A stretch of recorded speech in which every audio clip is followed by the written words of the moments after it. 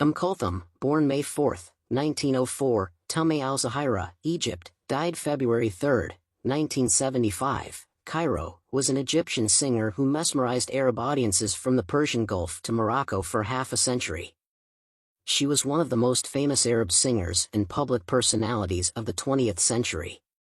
Kulthum's father was a village imam who sang traditional religious songs at weddings and holidays to make ends meet. She learned to sing from him, and, when he noticed the strength of her voice, he began taking her with him, dressed as a boy to avoid the opprobrium of displaying a young daughter on stage.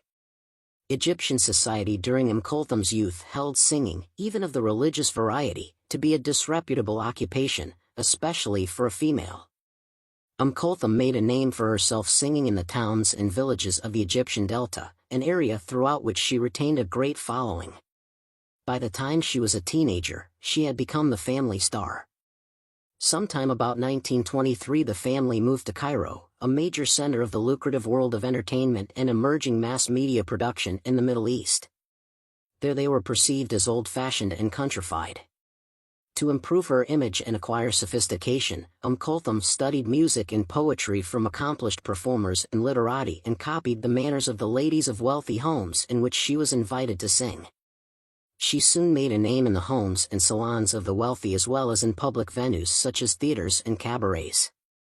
By the mid-1920s she had made her first recordings and had achieved a more polished and sophisticated musical and personal style. By the end of the 1920s, she had become a sought-after performer and was one of the best-paid musicians in Cairo. Her extremely successful career in commercial recording eventually extended to radio, film, and television. In 1936 she made her first motion picture, Wadad, in which she played the title role. It was the first of 6 motion pictures in which she was to act. Beginning in 1937, she regularly gave a performance on the first Thursday, which in most Islamic countries is the last day of the workweek, of every month. By this time she had moved from singing religious songs to performing popular tunes, often in the colloquial dialect and accompanied by a small traditional orchestra, and she became known for her emotive, passionate renditions of arrangements by the best composers, poets, and songwriters of the day. These included the poets Ahmad Shawki and Bayram al-Tunisi, who wrote many of the singer's colloquial Egyptian songs, and, later, the noted composer Muhammad Abd al-Wahhab, with whom she collaborated on 10 songs. The first of these tunes, Into You Are My Life, remains a modern classic. Her strong and nuanced voice and her ability to fashion multiple iterations of single lines of text drew audiences into the emotion and meaning of the poetic lyrics and extended for hours what often had been written as relatively short compositions. Known sometimes as Kawkab al-Sharq, Star of the East, Kulthum had an immense repertoire, which included religious, sentimental, and nationalistic songs.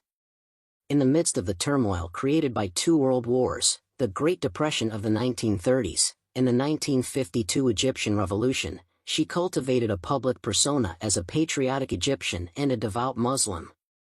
She sang songs in support of Egyptian independence, Nashid al-Jamiya, the university anthem, Salah Kalbi, Ask My Heart, and in the 1950s sang many songs in support of Egyptian leader Gamal Abdel Nasser, with whom she developed a close friendship. One of her songs associated with Nasser, Wallahi Zaman, Yasil, It's Been a Long Time, O Weapon of Mine, was adopted as the Egyptian national anthem from 1960 to 1979. She served as president of the Musicians' Union for 7 years and held positions on numerous government commissions on the arts.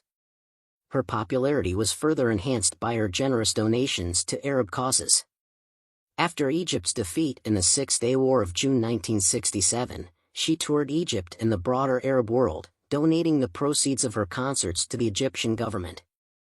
Health problems plagued the singer most of her life. During the late 1940s and early 50s, she worked only on a limited basis, and on a number of occasions throughout her life she traveled to Europe and the United States for treatment of a variety of ailments. Most obviously, problems with her eyes, purportedly from years spent in front of stage lights, forced her to wear heavy sunglasses, which became a hallmark during her later life.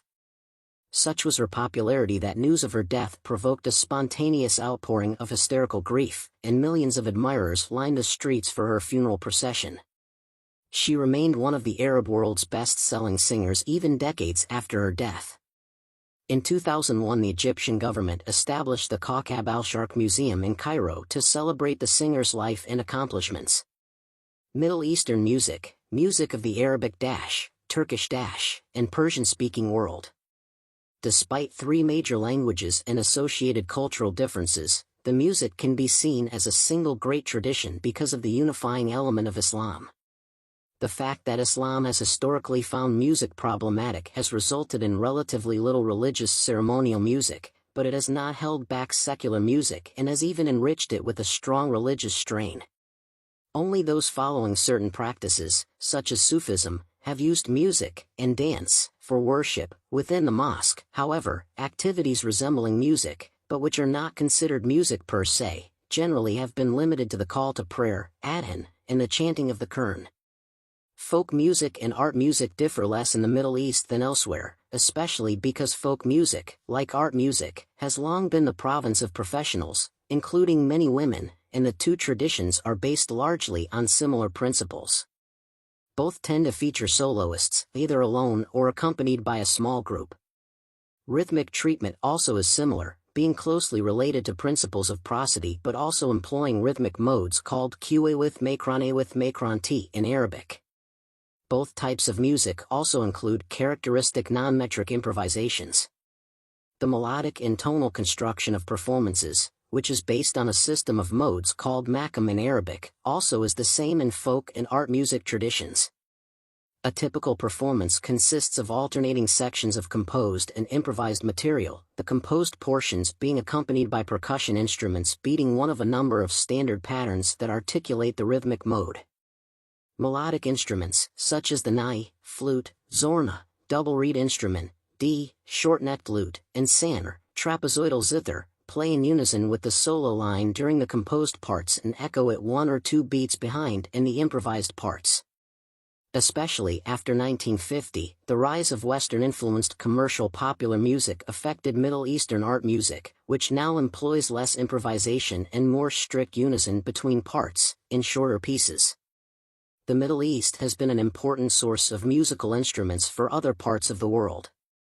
Bagpipes, guitar, lute, oboe, tambourine, viols, and most zither have a Middle Eastern origin.